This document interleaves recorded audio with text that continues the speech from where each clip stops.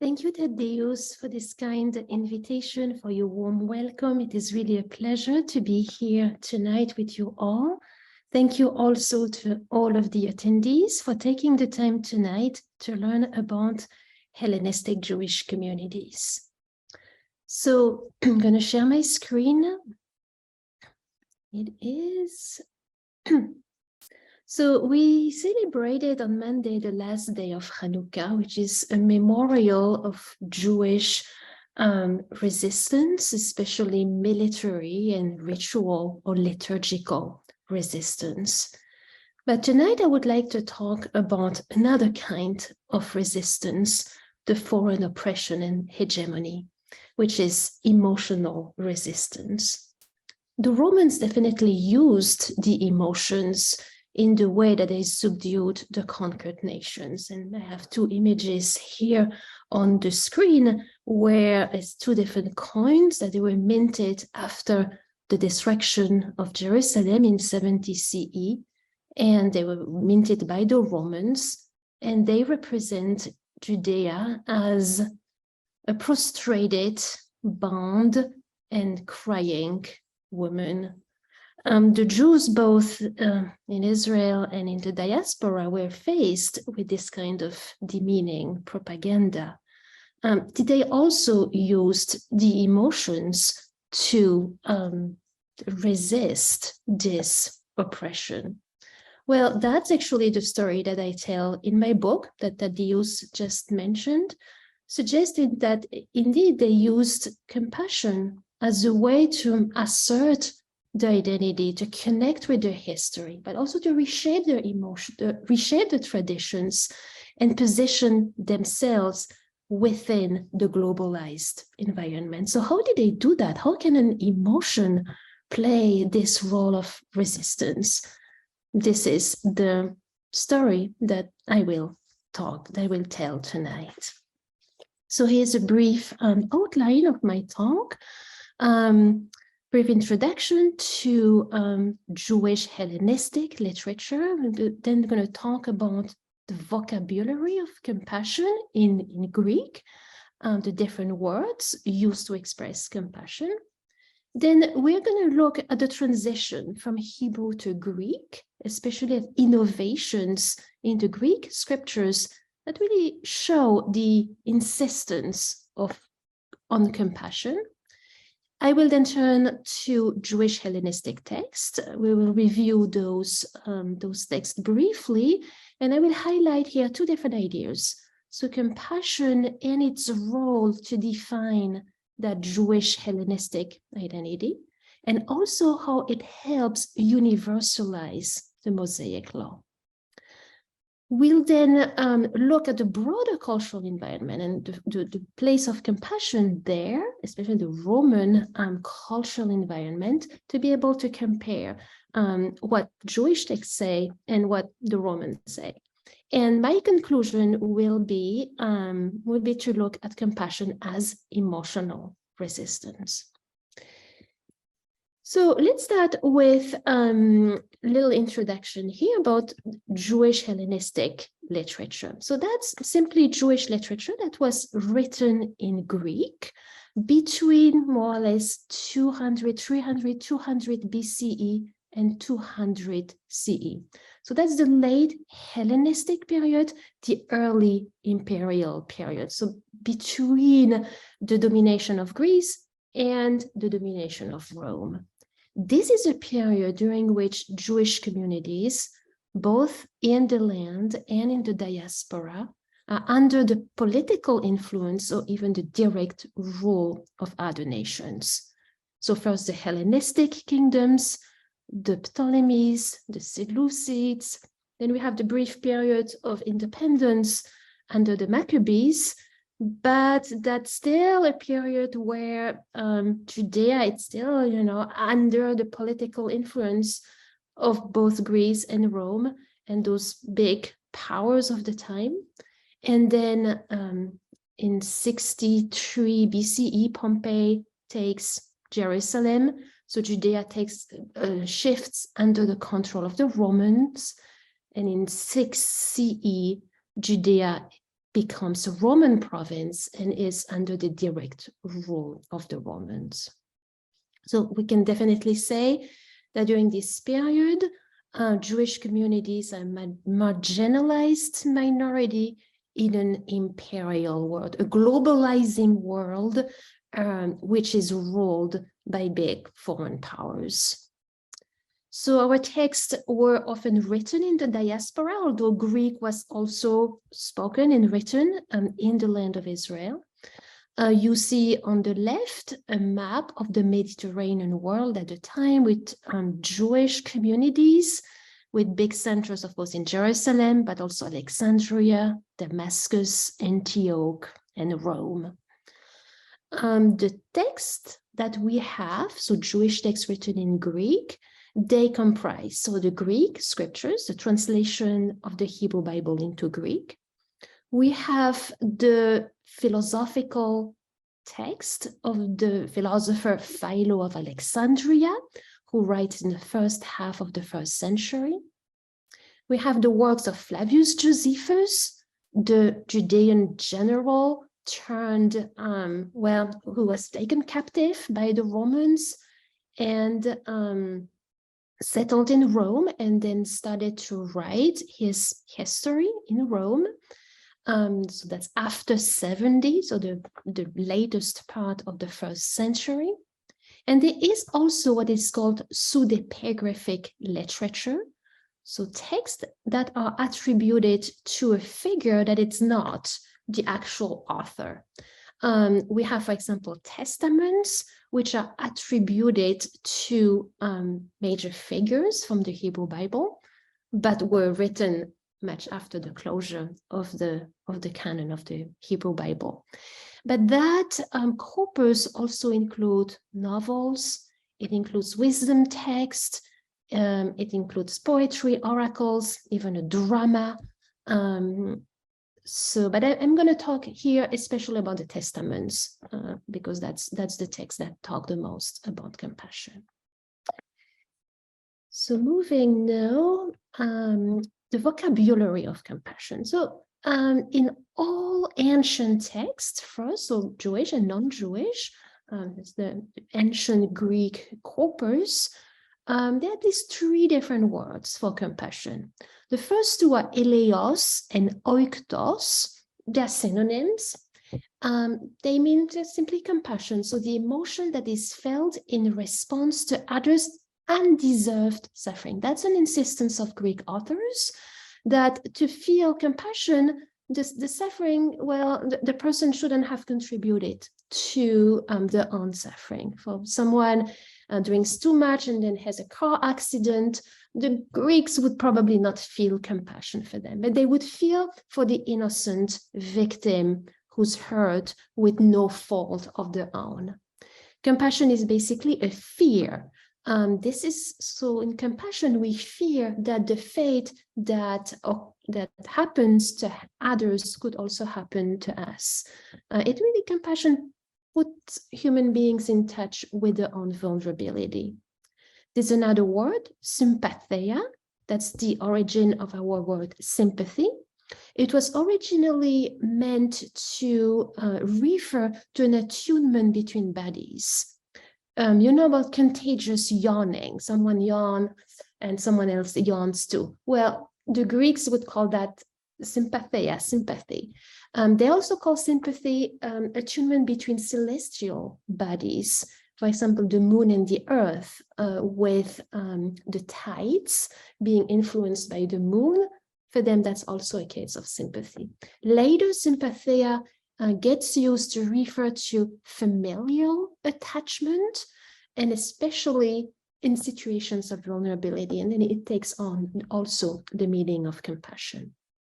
Jewish texts also use that vocabulary, but on top of it, they coin, in fact, new words that are only found in Jewish texts and later in Christian texts, but at the time it's only in Jewish texts. This is quite rare, because basically Jewish communities use the Greek of the time. But in this case, they coin new words. We have two eleemosune, literally is an act of compassion. It translates the word tzedakah in Hebrew, so it means act of charity or almsgiving, but then takes a broader meaning of any act of compassion. And then we have a series of terms based on the word splanchna. That's the etymology of the word spleen in English. The splanchna in Greek, those are the inner organs. So words based on splanchna means a gut-felt compassion, a really embodied sense of compassion, which is felt really within the body. So now how does the transition from Hebrew to Greek happen? So here my background, you see that's a page from the Dead Sea Scrolls. So what do we find in the Hebrew Bible? Well, words that are usually translated with emotion terms from Hebrew, like ha'ava, love, simcha, joy, sin'am, hate. When we look at them in context, we realize that they mean a little bit more than just an emotion. They are more capacious experiences, including affects for sure, but also sensations, actions, ritual practices, then bodily symptoms. Sin'ah, hatred can also include, can also mean the separation between spouses in the Hebrew Bible. So here we have it's an emotion term, but which also mean a legal practice. Simcha may also refer to dance, to ritual way to express joy. Those words are also always embedded in a social and a hierarchical context. They're not a private or internal emotions. They're rather a practice that is social and that involves a community. So what about then responses to others' suffering? So as you know, the Hebrew Bible constantly insists on paying attention to others' suffering. But what kind of responses do we find? I think the first response is sensory perception, hearing, noticing, seeing suffering. And it's often followed by actions, assistance, helping, providing food, clothing, delivering, sometimes also ritual gestures, just as mourning, putting ashes on the head, putting on sackcloth, or lamenting. So we see that there's a cluster of responses to the pain of others. I'm not saying that it doesn't include emotions, but the focus is certainly not on the emotions. It's rather on perceiving suffering, validating it, and acting to help those in pain. There's also no command, with one exception, there's no command to be compassionate. And that exception is in Zechariah 7:9. Rachamim v'chesed asu. So perform, do both chesed, kindness, loyalty, and rachamim. Zechariah, as you know, it's a later text actually written in the Hellenistic period, so which reflect already a later sensibility. So now moving to Greek, you see that the background here shifts, and that's actually a page from Exodus, first page of Exodus, Greek Bible. So what do we find? So I'm going to highlight here three different phenomena. The first one is that a range of Hebrew divine attributes are translated by compassion terms, sometimes creating redundancy. So let's look at the example. This is a quote for Psalm 103. That's a translation of the Hebrew. The Lord is affectionate, rachum, and gracious, chanun, slow to anger, and abundant in benevolence, v'chav chesed. In Hebrew, we see those divine attributes are all different, and they all have a particular meaning. This is the Greek translation. Let's read. The Lord is compassionate, oktirmon, compassionate, eleemon, that's the synonym, long-suffering, and again, full of compassion, polyeleos. So a range of divine attribute actually kind of all subsumed by the idea of compassion. Second phenomenon, texts actually add mention of compassion as both a human and a divine quality. An example here from Proverbs. This is the Hebrew text, translation of the Hebrew. He who rejoices at the calamity will not go unpunished. So let's look now at the translation into Greek. It starts the same. He who rejoices at the one who's destroyed will not go unpunished. And then the verse adds from nowhere, he who has compassion will receive compassion. That's not the only instance. There are several proverbs which actually add a mention of compassion. So here we have rejoicing at a calamity, and kind of Schadenfreude, rejoicing at the suffering of others. And the Greek translation add a positive example, a positive quality, which is to have compassion. Third phenomenon, responses to others' pain also become strictly emotional in Greek text. This is an example from the book of Ben Sira. Ben Sira was written in Hebrew, but the Hebrew text was apparently lost. Ben Sira is not a part of the Hebrew Bible. And the Hebrew text was found years later, centuries later, in the Cairo Genesa. So the Hebrew text reads, a man who always fears God, who keeps the commandment, with that person, if you stumble, he reaches out to you. Or in another version, comes to you. So here the response to someone stumbling is to reach out, to come. So it's an action. No, in the Greek version of that sentence, we read, a pious man who keeps commandments, if you stumble, he will suffer with you. Synelgese in Greek. So here we have an action which is reinterpreted into an emotion, suffering with. So this is the background. This is the background of of this emergence really of compassion in Greek Jewish text. So let's look now at those Jewish Hellenistic texts themselves. So brief review here. I start with narrative text, and I include here Flavius Josephus and pseudepigraphic text. So here, Israelite male ancestors like Abraham, Joseph, or Job are reshaped into models of compassion, role models. Scriptural stories about responses to others' pain are supplemented by explicit mentions of compassion. Brief example, when Abraham advocates in favor of Sodom and urges God to protect the city, we don't know in the Hebrew Bible why it does that. It's just no explanation. Josephus adds an explanation and mentions that Abraham actually had compassion for the Sodomites. This is very typical. So quite often, Flavius Josephus, when he retells the Hebrew scriptures into Greek, adds such mention of compassion. Compassion also imitates the deity. So here, a quick example. We read in Exodus, you will not oppress a resident alien, a ger, for you know the life of a resident alien since you were resident alien in Egypt.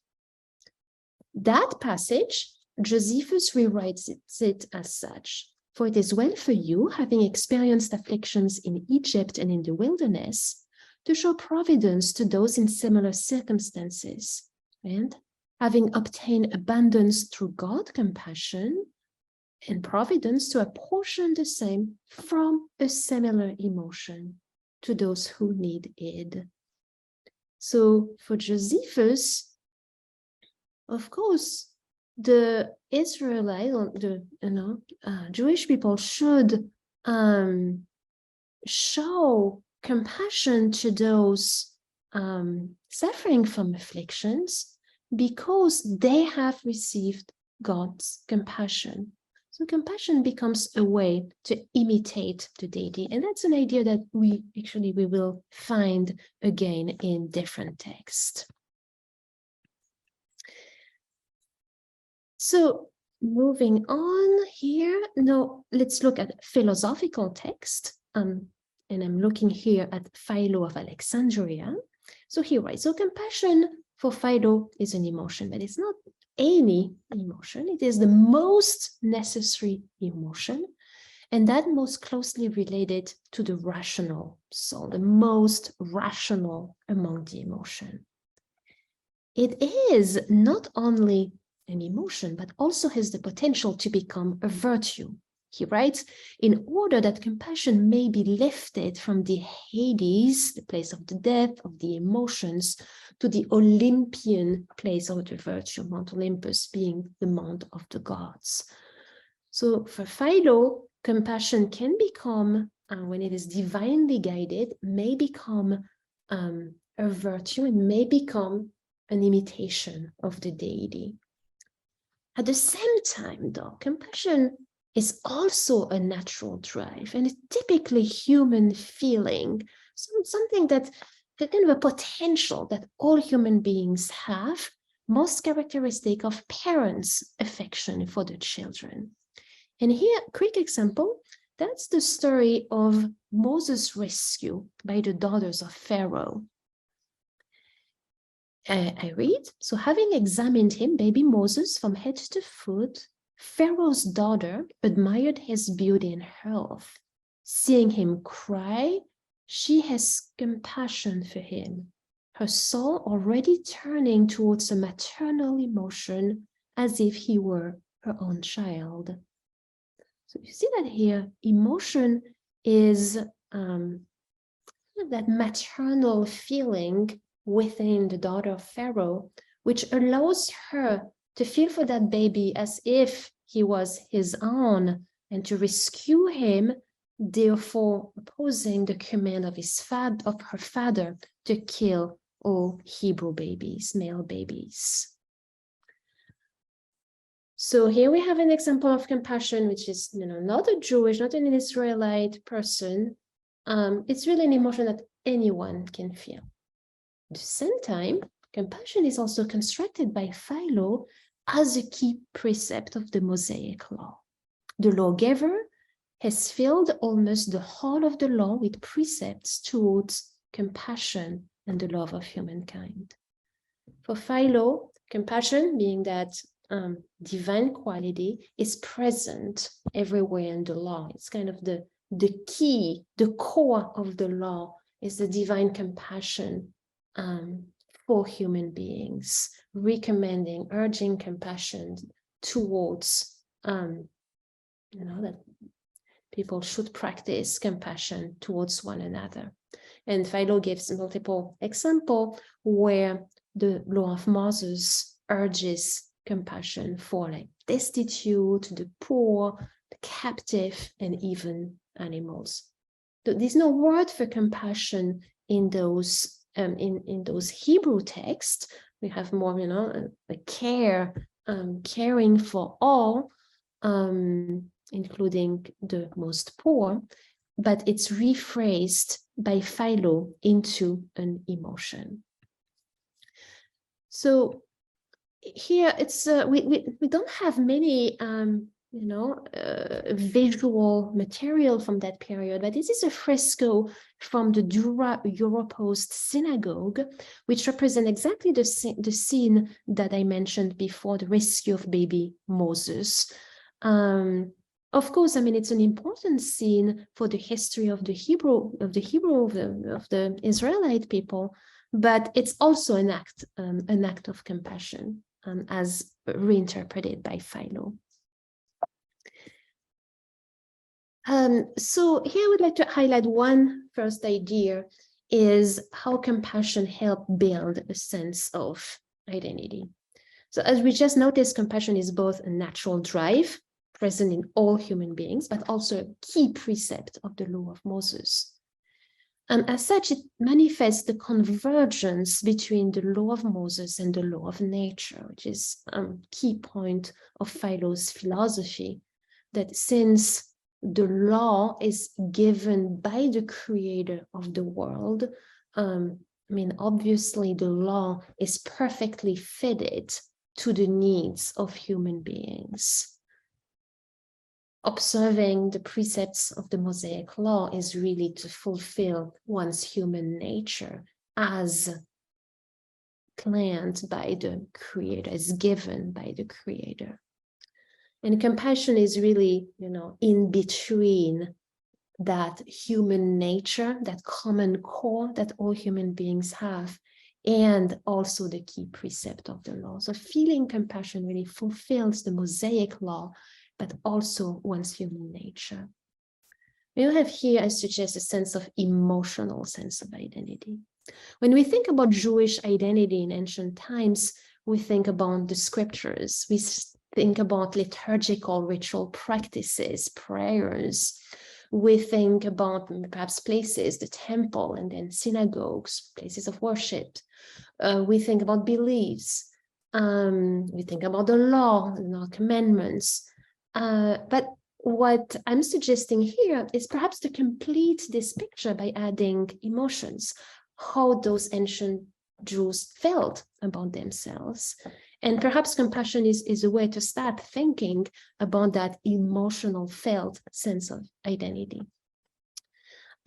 What compassion produces is, I suggest, an encompassing or layered sense of identity.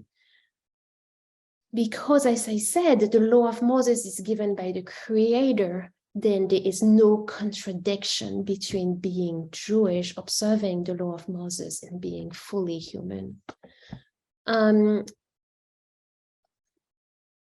Jewish identity is sometimes presented in antiquity as a hyphenated identity, both Greek and Jewish, both Roman and Jewish. And I actually think that for Philo and others, it was more than that. It was more of a Jewish identity and therefore a global, a universal sense of identity, an encompassing or layered sense of belonging. For feeling Jewish for Philo is not only compatible with participation in the broader cultural context, but it also implies it. Jewish values and compassion in particular embody the highest human ideals. So now I'm completing my review of those Greek Jewish texts with hortatory or wisdom text. Let's read here two quotes from two testaments. First is, love the Lord and the neighbor, have compassion for the poor and the weak. So here we have love the Lord and the neighbor. That's clearly the love command, which is immediately, in a sense, made explicit with the command to have compassion. And then second quote from the Testament of Zebulun, keep the commandments of the Lord and have compassion for the neighbor and for all. Keep the commandments, the law of Moses, but then one command is highlighted in particular, and that's compassion. So as we see, compassion supplements or even replaces the love command. I'm going to give here a case study. This is again one testament. This is the one attributed to Zebulun, one of the sons of Jacob, a minor figure in the Hebrew Bible, but which is attributed a testament that is entirely about compassion. What I will suggest is that we find in this text a move from familial compassion, compassion for the kin, then expanding to the whole community, and then expanding to all human beings. Let's begin with the family. The text starts with the scene when Joseph is about to be sold by his brothers, sold or even killed. So Joseph was saying those, so Joseph is urging his brothers to save his life. And Zebulun reflects and say, and I was moved to compassion, and I began to cry, and my livers were pouring out within me, and all the foundation of my inner parts became porous in my soul. And Joseph cried, and I with him, and my heart was humming, and the joints of my body were shaken, and I was not able to stand. Here, a very embodied scene of compassion for Zebulun's brother, for Joseph. Then the text continues, and here Zebulun talks about his acts of compassion for all of his community. In compassion, I shared my catch with every stranger. Zebulun was a fisherman, so he used to give fish to everyone in his community, giving that as an example of compassion. And even if you do not have anything to give with the one in need, suffer with him in inner feelings of compassion. Again, here we have compassion as an inner, private emotion, very different from what we find in the Hebrew Bible. And then the last stage of the text is that when compassion is really open to everyone. So I declare to you to keep the commandments of the Lord and to do compassion to the neighbor and to have compassion for all, not only for human beings, but even for animals. So expansion from the family to the community to all of humankind. So this is my second idea here, that compassion really allows for universalization of the Mosaic law. So we said compassion is a core divine attribute. It's also a natural human impulse. Practicing compassion is a way to imitate the deity and the ancestors. But at the same time, everyone, should practice compassion, and towards everyone. Compassion is a key Mosaic precept. It's also a universal precept. Compassion embodies Jewish identity, but it also makes one a citizen of the world. And compassion manifests the universal reach of the Mosaic law.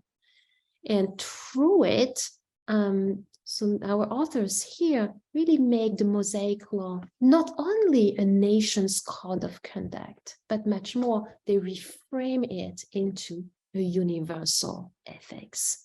Something that everyone, not just the Jewish people, but everyone should practice, and towards everyone. Okay, with this, let's turn to the broader Roman cultural environment, so we are able to compare what we find in Jewish texts and in contemporary traditions. So in both Hellenistic and Roman historiographies and novels, compassion is positively valued, but it's not a virtue. It's also not an ethical requirement, and it's certainly not to be extended to all human beings. It's also a typically female emotion. So now looking at philosophy, and him looking especially at the Stoics. So first, Cicero, and then the Stoics per se, like Seneca, Marcus Aurelius, Hierocles. They talk about compassion, but they criticize it. For them, so compassion is based on the mistaken assumption that suffering negatively impacts the self. For the Stoics, human beings have the capacity to thrive even in suffering, even in poverty, even in illness, even in oppression. So feeling compassion is in fact offensive, is an insult to the capacity of the sufferer to thrive, to flourish despite the suffering. Seneca even writes, compassion is a sickness of the mind. To connect with what we just said, we do have precepts to extend to all of human beings. So there is the same effort in Roman ethics, ethical thought, to reach everyone, to have a universal ethics. But it's not compassion which should be extended to all. It's more care, the care of the self, the care of the relatives, which is defined as a kind of dispassionate, non-emotional love, should be extended to all in virtue of the kinship of humankind. So we see here there is a similar call for universal ethics. So that's probably an influence on our Jewish text. But what has to be extended to all is kind of a dispassionate sense of care, certainly not the very emotional compassion that we find in Jewish text. And that compassion is certainly criticized by the Stoic philosophers. Another kind of, other materials very worthy looking at. It's actually the propaganda, the political propaganda of the Roman Empire. And here we do find the same pretension to reach all of human beings. And in fact, the empire is supposed to provide care and protection to all in the civilized world, which here is a metaphor, of course, for the nations defeated by Rome. So we read, Rome is the empire of the whole earth, that's Cicero. He also writes that Rome should be a protectorate of the whole earth, and the Romans are the masters of the whole world, in charge of taking care of and sparing the human race. And on the Mosaic, that's a representation of Rome holding the globe, the earth, in the hand. So here we start seeing that Jewish compassion may actually serve as an alternative discourse. Compassion emulates Roman and Stoic philosophy in its requirement of universal care. And more than that, it also competes with the imperial potential of care and protection of humankind. In a way, insisting on the compassion of God and the compassion that is required by the law of Moses is a way to say, well, no, it's not the empire which is caring and protecting for human beings. It's our God, and our precepts are there as an imitation of God. So we have a kind of an alternative discourse to the imperial propaganda. And again, we see a cap that is represent Augustus on the right, and again is holding the little globe which represents the earth in his hand. So no, that's my last step. Can compassion be called emotional resistance? And as I said, the Romans certainly used the emotion in their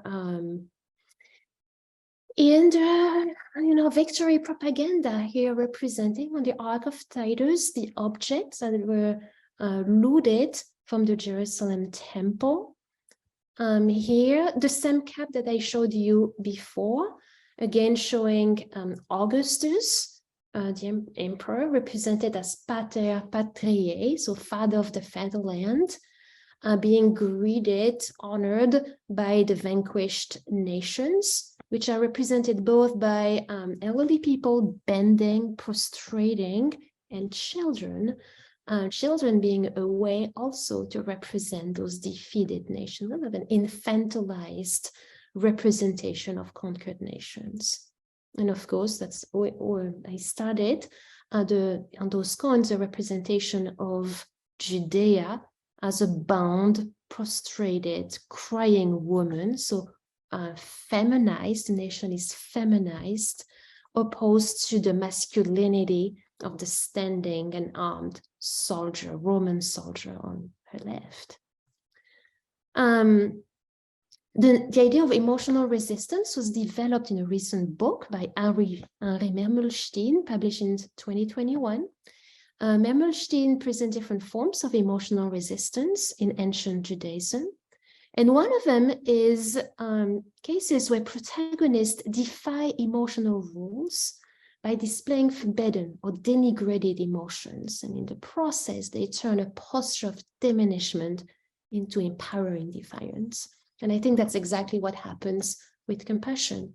Compassion is denigrated by Stoic philosophers who otherwise actually influenced our Jewish authors, but are still being embraced and turned into a posture of defiance and resistance. And in the process, Jewish feelings, those feelings that are really constructed as specifically Jewish, are reshaped into sources of power. And so I turn here to my conclusion, last slide. So Jewish elites embrace compassion, an emotion that was denigrated by Stoic philosophers, but it's also rephrased. Compassion is praised as a trait of Israelite ancestors, a rational virtue, the most rational virtue, a divine attribute, and a way to imitate the deity. Compassion provides an encompassing emotional identity, fully Jewish, but also fully human. by appropriating compassion, which is a typically female emotion in the ancient world in general, in fact, Jewish elites may, that my interpretation, my suggestion, they may embrace their forced feminization, but they reshape the emotion into a powerful stance. Compassion creates a globalized self as a nation's code of conduct is transformed into a universal ethics, an ethics that perfectly fits the needs and the potential of human beings. Compassion competes with Roman ethics and with imperial pretensions. God is the one who protects his people, and imitating the divine compassion is the true way to protect and care for others. So compassion reimagines power relationships. God provides care and protection to all, not the empire, and human beings imitate him through their compassion. Thank you so much for your attention, and I look forward to answering any questions you may have. Thank you. Thank you, Françoise, for this wonderful and very interesting lecture. And yet we do have few questions. Let me read them. The first one, Ronnie Rosenberg is asking, it would be interesting to understand rabbinic attitudes towards philo approach to compassion. Could you say a few words about this? Yeah, well, I haven't studied rabbinic attitudes towards compassion, so I cannot, that would be really another research. So, and I'm not a specialist of rabbinic text, but just let me say that Rachamim does play a role in rabbinic text, and in a few texts, there are indeed recommendations, precepts to practice compassion, but it doesn't have the same prominence, definitely, that it has in the Greek text. And I'm really looking forward to more research on rabbinic constructions of compassion. This is left to be done. So.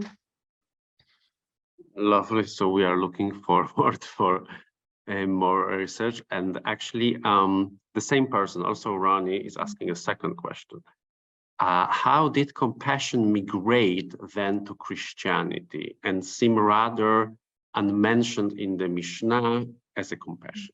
Yeah, it's a very, very interesting question. And that part has been studied.